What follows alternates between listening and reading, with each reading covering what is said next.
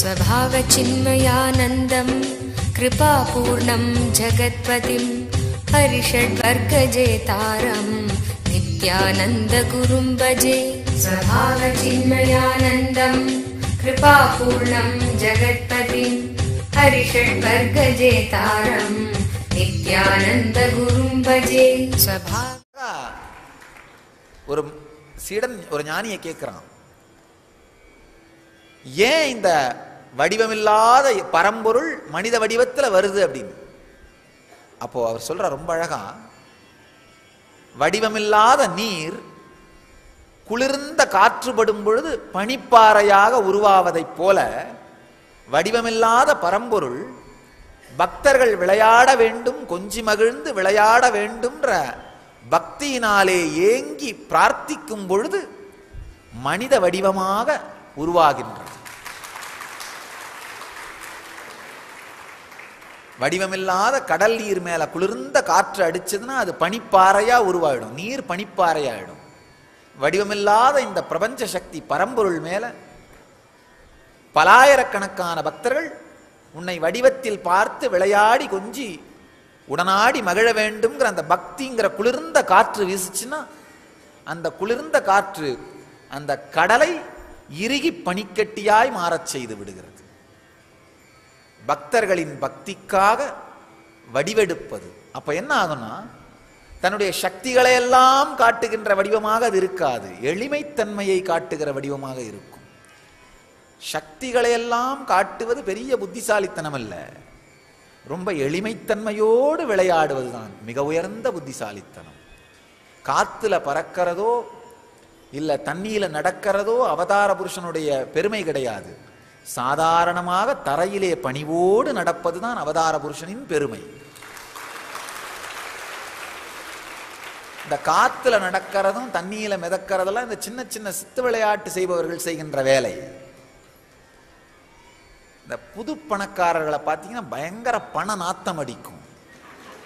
திடீர்னு லாட்டரி அடிச்சு பணம் வந்தா பார்த்தீங்கன்னா கையெல்லாம் மோதிரமா இருக்கும், கழுத்தெல்லாம் செயினா இருக்கும், ஏகப்பட்ட பிரேஸ்லெட்டா இருக்கும். அது இந்த பொண நாத்தம் மாதிரியே இதுக்கு பண நாத்தம்னு பேரு. அந்த மாதிரி தான் ஏதாவது இந்த யோகம் தியானம் 1-2 பண்ணி 1-2 சித்து வேலை கையில் வந்துருச்சுன்னா உடனே அதை செஞ்சு விளையாடிட்டு இருக்கிறது. அவங்களெல்லாம் பார்த்தீங்கன்னா இந்த புது பணக்காரர்கள் மேலே பண நாத்தம் அடிக்கிற மாதிரி இந்த 1-2 சக்தி வந்த உடனே விளையாட்டு காமிச்சிட்டு இருப்பார்கள். அது பண நாத்தம் மாதிரி, அது புன நாத்தம், வேற ஒன்றும் கிடையாது. ஆனால் பரம்பரையாக 1000 கோடிகள் சொத்துகள் இருக்கிறவங்க பார்த்தீங்கன்னா சீசண்டாக என்ன இருப்பாங்க, ஒரு சிம்பிளாக ஒரு ஒத்த மோதிரம் இருக்கும், சில நேரத்தில் அதுவும் இருக்காது, சாதாரண வாட்ச் இருக்கும், ரொம்ப எளிமையான வாழ்க்கையை வாழ்ந்து கொண்டு இருப்பார்கள், ஒன்றுமே தெரியாது. அந்த மாதிரி தான் சின்ன சின்ன சித்து விளையாட்டு விளையாடுற மூடர்கள் தான் சக்திகளை காட்டிக்கொண்டு மக்களை பயமுறுத்தி கொண்டு பயத்தாலே சீடர்களை கட்டுப்பாட்டில் வைத்திருப்பார்கள். ஆனால் சீசண்டா இதில் முழுகி முத்தெடுத்த ஞானிகளும் அவதார புருஷர்களும் தன்னுடைய பணிவினாலும் எளிமைத்தன்மையினாலும் அன்பினாலும் பக்தர்களை அணைத்து வைத்திருப்பார்கள். பணிவாலும் எளிமைத்தன்மையாலும் அன்பாலும் பக்தர்களை ஒன்றாக்கி வைத்திருத்தல். ரொம்ப அழகா இங்க அர்ஜுனன் சொல்றான், தேவா, இறைவா, உங்களுடைய ஆச்சரியமான சக்தியை பார்த்து நான் மகிழ்கின்றேன், ஆனால் என் மனம் நடுநடுங்குகின்றது. அதனால் இனிமையான சாதாரண வடிவத்தில் எனக்கு அருள் புரியுங்கள். இந்த பெரிய ஆன்ம அனுபவம் நடக்கும்போது எல்லாருக்குமே இது நடக்கும். என்னுடைய வாழ்க்கையிலேயே அந்த முதல்ல இந்த ஞான அனுபவம் 12 வயதில் நடந்த போது மிகப்பெரிய ஆனந்தம், உள்ளுக்குள்ள ஒரு ஆனந்த ஜுரம். ஆனா என்ன, இன்னொரு கார்னர்ல கொஞ்சம் பயம், நம்மள பேய் ஏதாவது பிடிச்சிருச்சா, ஏன்னா நமக்கு புரியாத உணர்வா இருக்கே. அது இந்த காதல் வயப்பட்ட மாதிரி. காதல், இந்த சின்ன பசங்க சில நேரத்தில் காதல் வயப்பட்டுருவாங்க. ஒரு பக்கம் பார்த்தீங்கன்னா அந்த காதலனையோ அந்த காதலியையோ பார்க்கும் பொழுது உள்ளுக்குள்ள ஒரு ஆனந்தம்.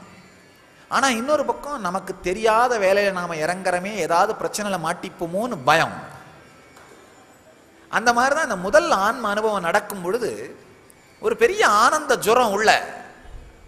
ஆனா என்ன, ஐயோ நம்ம தெரியாத எல்லைக்குள்ள நாம நுழைஞ்சிட்டு இருக்குமே, நம்ம இது என்ன ஆகும், என்ன சரியா தப்பா அப்படின்னு புரியாத ஒரு இனம் புரியாத பயம். இப்பதான் என்னை வளர்த்து வந்த ஒரு பெரிய ஒரு சன்னியாசினி அந்த அம்மாட்ட போய் நான் கேட்டேன், அம்மா என்ன பேய் ஏதாவது பிடிச்சிருக்கா அப்படின்னு. அவர் கையை பிடிச்சி எனர்ஜியை பார்த்துட்டு சொன்னாங்க, இல்லை உன்னை பேய் பிடிக்கல, கடவுள் பிடிச்சிருக்கார் அப்படின்னு.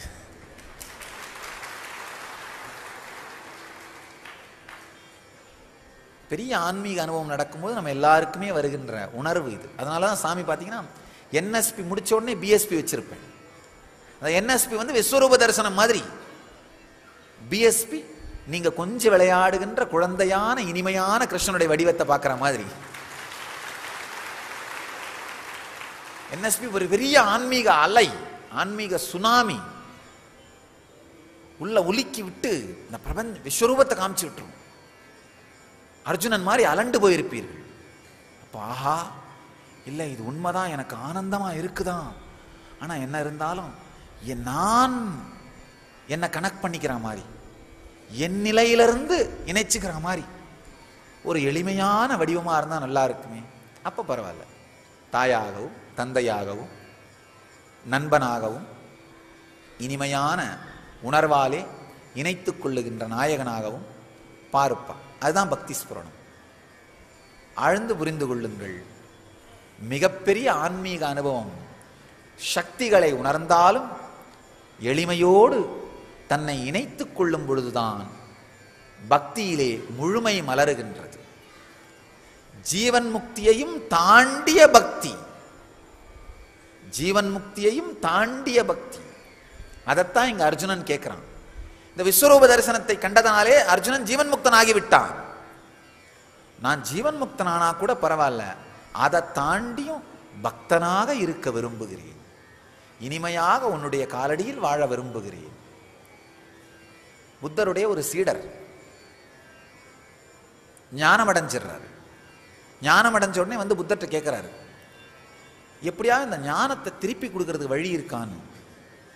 புத்தர் சொல்றாரு, என்னப்பா இதை அடையிறதுக்கு எல்லாம் படாத பாடுபடுறான், அதை போய் திருப்பி கொடுக்கணும்னு நினைக்கிறியே, திருப்பி கொடுக்க முடியாது, அதை புரிஞ்சுக்கோ, அதை ஏன் திருப்பி கொடுக்கணும்னு நினைக்கிற?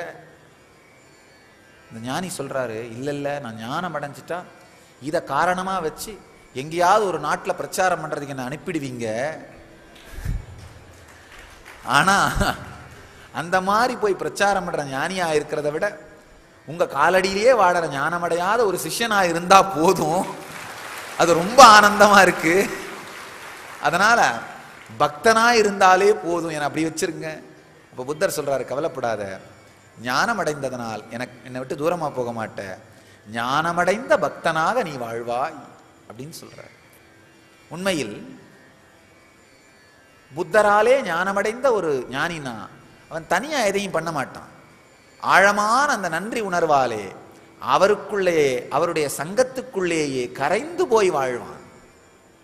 சில பேர் என்கிட்ட கேட்கறது உண்டு, உங்களால பல சீடர்கள் தனக்குள்ள ஞானத்தை உணர்ந்திருக்காங்க, அவங்க ஏன் சாமி வெளியில போய் அவங்கவுங்க ஒரு இயக்கத்தை ஆரம்பிக்கிறது இல்லை? நல்லா புரிஞ்சுக்கோங்க, உண்மையான ஞானம் அவங்களுக்கு அடைஞ்சதுனாலே நேச்சுரலா அந்த ஆழமான நன்றி உணர்வால எனக்குள்ள கரைஞ்சுதான் இருப்பாங்க. தனியா போய் அவங்களால ஒன்று செய்யணும்னு தோணாது. தோணுச்சுன்னா அவங்களுக்குள்ள முழுமையான ஞானம் மலரலன்னு அர்த்தம். அது தோணாததுனால தான் அவங்களுக்குள்ள முழுமையான ஞானம் மலர்ந்திருக்குன்னு அர்த்தம். ஏன்னா ஆழமான நன்றி உணர்வு. அப்ப என்ன ஆகும்? வேற எதுவும் செய்யணும்னு தோணாது. நன்றியாலே கரைந்து ஜீவன் முக்த பக்தர்களாக வாழ்வார்கள். ஜீவன் முக்த பக்த நிலையைத்தான் இங்கு அர்ஜுனன் கேட்கின்றான். ஜீவன் முக்த பக்த நிலையை பற்றிய ஆழமான வரத்தை அர்ஜுனன் கேட்கின்றான். உண்மையான ஆன்மீக அனுபவம் நடக்கும் பொழுது நாமும் ஜீவன் முக்த பக்தர்களாக வாழ்வதைத்தான் விரும்புவோம். ஜீவன் முக்த பக்த நிலையைத்தான் நாம் விரும்புவோம். என்னதான் உங்களுடைய சக்தியெல்லாம் பார்த்து குளோரியெல்லாம் தெரிஞ்சாலும் விளையாடுகின்ற இனிமையோடு உறவாடுகின்ற அந்த இனிமை உணர்வோடு உங்களை பார்க்கின்ற இந்த வடிவம் எனக்கு தெரிய வேண்டும் அப்படின்னு அர்ஜுனன் கெஞ்சுகின்றான். அருள் புரிய வேண்டி வரம் கேட்கின்றான். அதாவது பிரபஞ்சமாக உங்களை பார்த்தாலும் காட்டிலும் மலையிலும் காக்கை சிறகினிலே நந்தலாலா உன் கரிய நிறம் தோன்றுதையா நந்தலாலான்னு பாரதியார் பாடுற மாதிரி பார்க்கும் இடங்கள் எல்லாம் நந்தலாலா உன் பச்சை நிறம் தோணுதையா நந்தலாலான்னு எல்லாவற்றிலும் பார்த்தாலும் கூட கண் முன்னாலே இந்த 6 அடி உயரம் வடிவத்திலே பார்த்து இதனோடு இனிமையாக இருக்கின்ற ஆனந்தம் வேறு, அது எதனாலும் வராது என்கின்ற ஆழ்ந்த பக்தியினாலே அந்த ஜீவன் முக்த பக்தியை ஞானவரிஷ்டா பக்தின்னு சொல்லுவோம். ஞானம் அடைந்ததாலே பொங்குகின்ற பக்தியை அர்ஜுனன் இங்கு கேட்கின்றான். அதுதான் மிக உயர்ந்த வரம், மிக உயர்ந்த நிலை, இந்த ஞானத்தால் வந்த பக்தி. இதைத்தான் மிக உயர்ந்த ஆன்ம நிலை, மிக உயர்ந்த ஆன்மீக முன்னேற்றம். இதை அர்ஜுனன் தனக்குள் பெற வேண்டி கிருஷ்ணனிடம் வரமாக கேட்கின்றான். அடுத்த சத்தியங்களை உடல் உணர்வை பற்றியும் இந்த ஞான நிலையில் ஞானம் சார்ந்த பக்தியை அடைகின்ற அந்த சூக்ஷ்மங்களை பற்றிய சத்தியத்தையும் ஸ்ரீகிருஷ்ணர் அடுத்த சூத்திரங்களிலே விளக்குகிறார். அடுத்த சூத்திரங்கள் क्लेशोऽधिकतरस्तेषाम् अव्यक्तासक्तचेतसाम् अव्यक्ता हि गतिर्दुःखं देहवद्भिरवाप्यते क्लेशोऽधिकतरस्तेषाम् अव्यक्तासक्तचेतसाम् अव्यक्ता हि गतिर्दुःखं देहवद्भिरवाप्यते.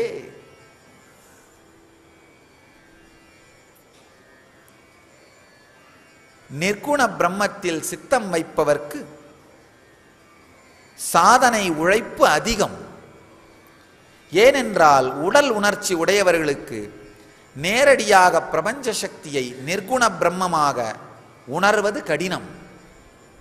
நல்லா ஆழ்ந்து புரிஞ்சுக்கோங்க. அர்ஜுனன் கேட்கின்றான், அப்பா நான் ஞானமடைந்து உன்னை அந்த நிலையிலே உணர்ந்திருந்தால் கூட சாதாரண வடிவத்திலே பார்த்து பக்தி செய்து ஆனந்தப்பட வேண்டும்னு கிருஷ்ணருக்கு பதில் சொல்றார். ரொம்ப அழகா சொல்றார். அப்பா உண்மை, அந்த நிர்குண நிலையிலேயே வடிவம் கடந்த உணர்விலேயே கடவுளை உணர்ந்து கொண்டிருக்கிற அந்த சாதனையும் ரொம்ப கஷ்டம், அடைஞ்ச பிறகு அந்த நிலையிலேயே இருக்கிறதும் ரொம்ப கஷ்டம். அதனால இந்த வடிவத்தில் என்னை கண்டு அந்த பக்தியினாலே திளைத்து ஆனந்தப்படுவாயாக அப்படின்னு சொல்றார். அதாவது நாம உடல்னு நாம நினைக்கிற வரைக்கும் உடல் வடிவம் தாங்கி இறைவன் வரும் பொழுது அவரோட வாழறதும் அவரோட ஆனந்தப்படுறதும் பக்தி பண்றதும் சேவை பண்றதும் தான் ஈஸி, எளிமை. நாம நம்மள உடல் நினைச்சுக்கிட்டு ஆனா கடவுளை மட்டும் உடல் இல்லாத வடிவம் கடந்த வடிவமா பார்க்கணும்னு முயற்சி பண்ணா அது என்ன ரொம்ப கஷ்டம், மிகவும் கடினம். ரமண மகர்ஷிட்ட ஒருத்தர் கேட்கிறாரு, கடவுள் வடிவம் இல்லாதவர், அப்புறம் ஏன் நம்ம விக்கிரக பூஜை பண்ணணும்னு. அதுக்கு ரமண மகர்ஷி ரொம்ப அழகா சொல்றாரு, நீ இந்த உடம்பு இந்த விக்கிரகம்னு நினைச்சிட்டு இருக்கிற வரைக்கும் கடவுளையும் ஒரு விக்கிரகமா நினைச்சு பூஜை பண்ணு, அப்பதான் உன்னால அடைய முடியும்னு சொல்றாரு. நாம நம்மை விக்கிரகமா நினைச்சிருக்கிற வரை கடவுளை மட்டும் அப்படியே ஏதோ ஒரு சக்தியா நினைச்சு அடைய முடியும்னா முடியாது.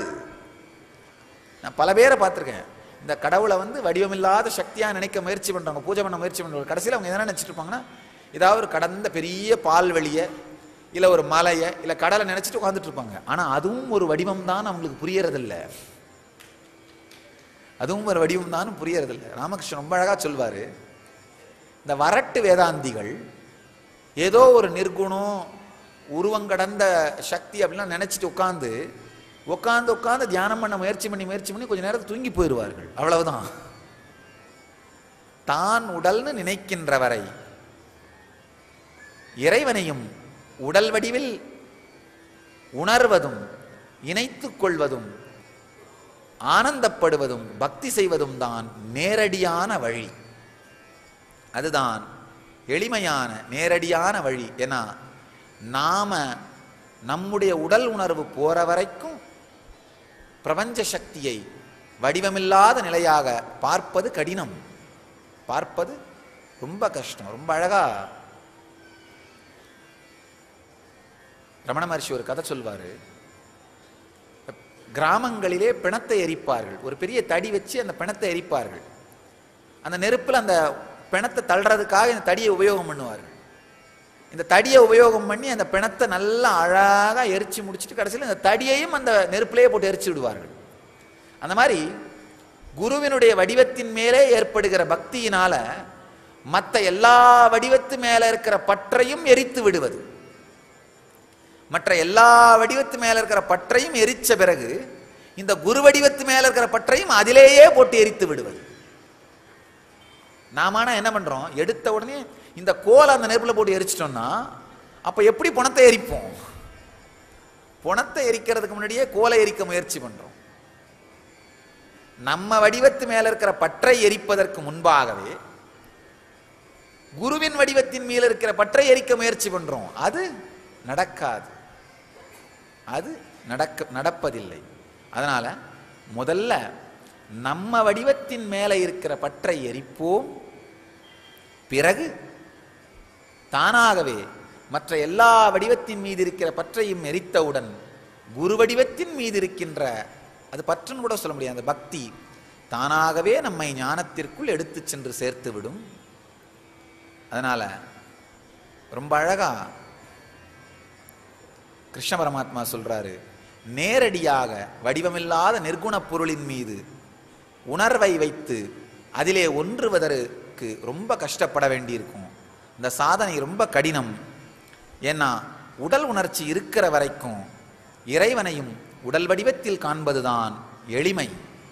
எனவே ஞான கருத்துக்கள் உள்ளே இருந்தாலும் ஞானத்தை உணர்ந்திருந்தாலும் நாம் உடலோடு இருக்கும் வரை உடல் வடிவிலேயே குருவாக அவதார புருஷனாக இறைவன் வரும்பொழுது அவரோடு நம்மை இணைத்து கொண்டு ஆனந்தப்பட்டு வாழ்க்கையில் பூரணத்தன்மையை உணர்வோமாக, வாழ்க்கையில் முழுமைத்தன்மையை உணர்வோமாக, வாழ்க்கையில் ஜீவன் முக்தத்தன்மையில் நிலை பெறுவோமாக அப்படின்ற இந்த சத்தியத்தை மிக தெளிவாக மிக அழகாக எம்பெருமான் நம்மோடு இந்த சூத்திரத்திலே பகிர்ந்து கொண்டிருக்கிறார். அதனால நாம உடல்னு நினைக்கிற வரைக்கும் உடல் தாங்கி இருக்கின்ற குருவையும் ஞானியையோ அவதார புருஷனையோ இறை வடிவத்தின் பிரதிபிம்பமாக, இறை வடிவத்தின் வடிவமாக வழிபட்டு பக்தி செலுத்தி உணர்ந்து கலந்து கரைவதுதான் எளிமையான பாதையாக இருக்கும். பிறகு அதாவது நம்முடைய தெய்வ பக்தி குரு பக்தியா மாறும் பொழுது அந்த குரு பக்தியை நமக்குள்ள ஆத்ம பக்தியா மலர வச்சிருவார். அப்போ குரு பக்தி ஆத்ம பக்தியாக மலர்ந்து நாம் ஆன்மான் உணரும் பொழுது குரு பரமான்மான் உணர்வோம். நாம் ஆத்மான் உணரும் பொழுது குருவை பரமாத்மான் உணர்வோம். அதுதான் ரொம்ப அழகா சொல்றார்கள். மன்னாத ஸ்ரீ ஜெகநாதோ மத்குரு ஸ்ரீ ஜெகத்குரு. என் நாதன் உலகத்திற்கே நாதன், என் குரு உலகத்திற்கே குரு. மன்னாத ஸ்ரீ ஜெகநாதோ மத்குரு ஸ்ரீ ஜெகத்குரு மமாத்மா ஸ்ரீ பரமாத்மா. அதாவது என்னுடைய நாதனாக இருப்பவன் உலகத்திற்கு நாதன், என்னுடைய குருவாக இருப்பவன் உலகத்திற்கு குரு. நம்முடைய ஆழ்ந்த உணர்விற்குள் சென்று நம்முடைய ஆத்ம பக்தியை உணரும் பொழுது குருவையும் பரம்பொருளாக பரமாத்மாவாக நாம் உணர்வோம். அதனால குரு பக்தியில் துவங்குவது அவதார புருஷனின் மீது செலுத்தப்படும் பக்தி நேரடியாக நம்மை ஞானத்திற்கு அழைத்து செல்லும் என்று மிக தெளிவாக இங்கு ஸ்ரீகிருஷ்ணர் அர்ஜுனனுக்கு உணர்த்துகின்றார். இந்த சத்தியங்களை உள்வாங்கி இந்த ஞான கருத்துக்களின் மூலமாகவும் இந்த ஞான நுட்பங்களின் மூலமாகவும் இந்த தீட்சையின் மூலமாகவும் நீங்கள் எல்லோரும் பூரணத்தன்மையை உணர்ந்து பூரணத்தன்மையை அடைந்து நீங்கள் எல்லோரும் ஜீவன் முக்தர்களாக மலர்ந்து நித்யானந்தத்தில் நிறைந்து நித்யானந்தத்தில் மலர்ந்து நித்யானந்தம் ஆவீர்களாக என்று ஆசீர்வதிக்கின்றோம். வசுதேவசுதம் தேவம் கம்சசானூரமர்தனம் தேவகீ பரமானந்தம் கிருஷ்ணம் வந்தே ஜகத்குரும்.